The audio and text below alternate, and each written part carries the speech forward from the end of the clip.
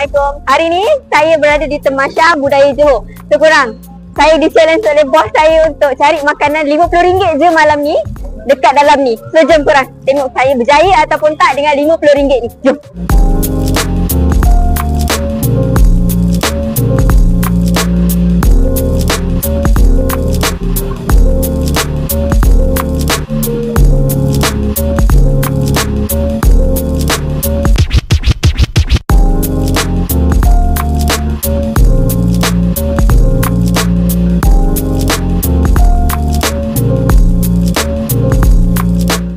So korang, inilah dia yang saya dapat RM50 tadi.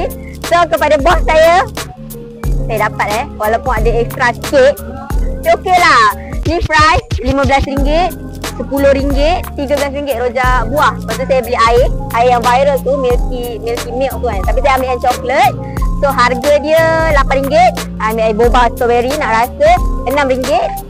So, totalnya cuba kirakan berapa saya lebih. So, korang jangan lupa like, comment dan share. Follow TikTok korang, follow korang punya media sosial. And korang tag kita orang dekat mana lagi event yang kita orang boleh pergi, okay?